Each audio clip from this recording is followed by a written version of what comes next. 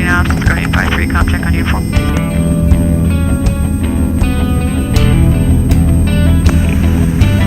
Ready up.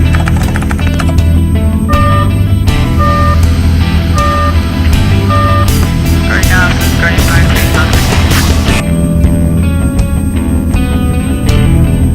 check. Bob Yancey has stood up for his country and defended the ideals of the American way, unabashedly and unequivocally standing up in the face of danger. I'm proud to be one of his mentees, not by any word that Bob has ever given to me, but by his example of shining diligence, patriotism, and what it means to be a true hero. I welcome you to the story of my friend, Bob Yancey.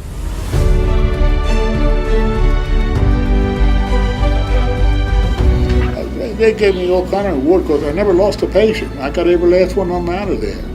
Hey, and I never forget how them guys looked at me.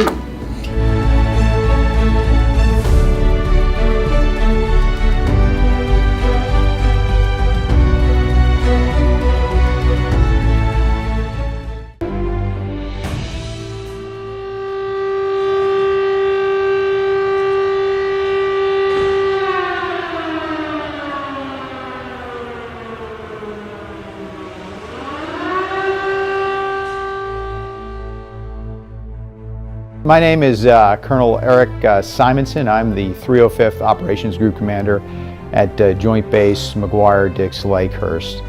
I'm in charge of approximately 800 airmen and some sailors as part of the Joint Base. We fly two different types of aircraft in the 305th, KC-10 refueling and dual-role cargo aircraft, as well as C-17 cargo aircraft. The current war in Afghanistan, which started circa 2001 as Operation Enduring Freedom for the United States, still rages on today in an attempt to dismantle Al-Qaeda and the Taliban insurgency. In 2009, Colonel Olaf Holm began his one-year tour in Kabul, Afghanistan, training Afghan soldiers to fly Mi-17 helicopters. His courage and dedication reflects tremendous credit on himself and the United States Air Force. My name is Colonel Olaf Holm. I'm the Commandant of the Air Advisor Academy. Today, we're going to talk about my year in Afghanistan.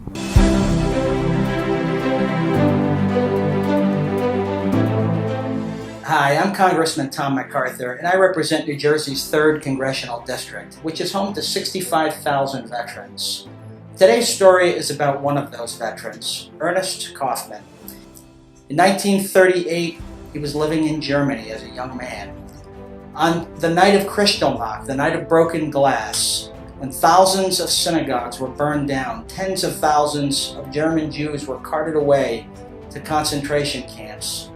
Ernest Kaufman was one of them. For 4 weeks, he witnessed man's brutality against other men. And due to his family's ceaseless efforts on his behalf, he was released and permitted to emigrate to the United States. He could have stopped there. But after Pearl Harbor, Ernest volunteered, joined the armed services, and went back to Europe to fight for our nation.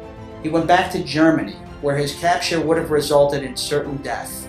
He went back as an intelligence officer. He served our nation, he earned a Bronze Star, and he deserves our gratitude. I hope his story today will inspire you to look at the men and women that serve our nation and to see all that they've done to restore freedom and preserve our way of life in this world. Thank you.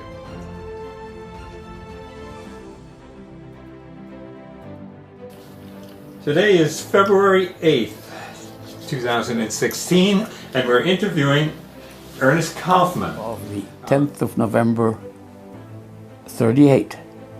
I get a frantic phone call from my sister, Ernest, go home immediately. All the synagogues are burning, and get home to the parents.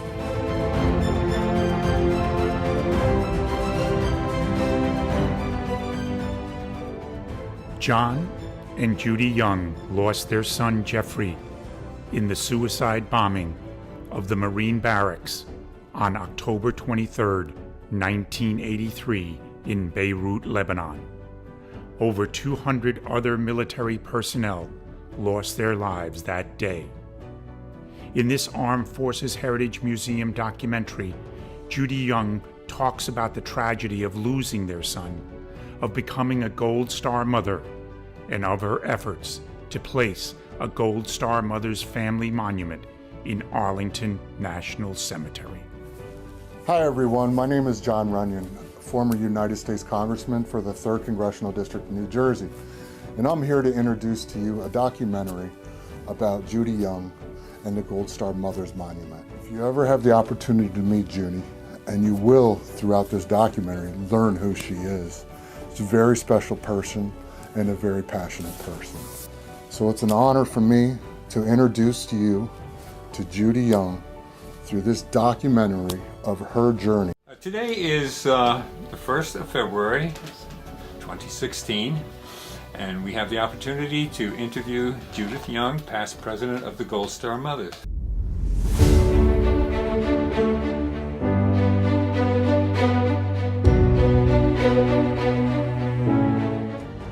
Hi, my name is Kim Guadagno. I'm the Lieutenant Governor of New Jersey, and I'm here on behalf of the Armed Forces Heritage Museum to introduce an incredible story about a hero that would otherwise go unsung without this videotape. And that hero is Howard Brooks.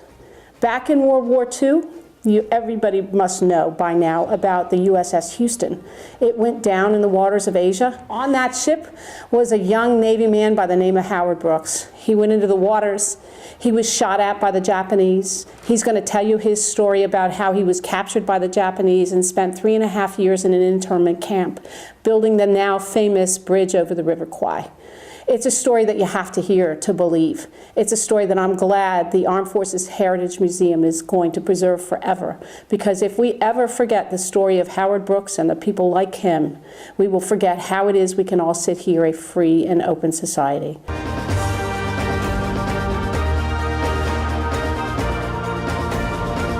Well, let's begin. Today is the 21st of September, 2015. We are interviewing Howard Brooks, Navy veteran, on his experiences.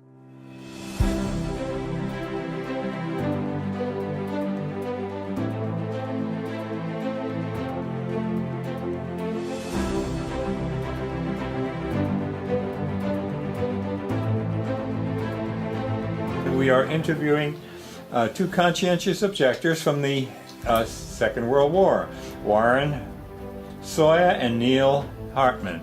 Both Warren and Neil were born in 1920.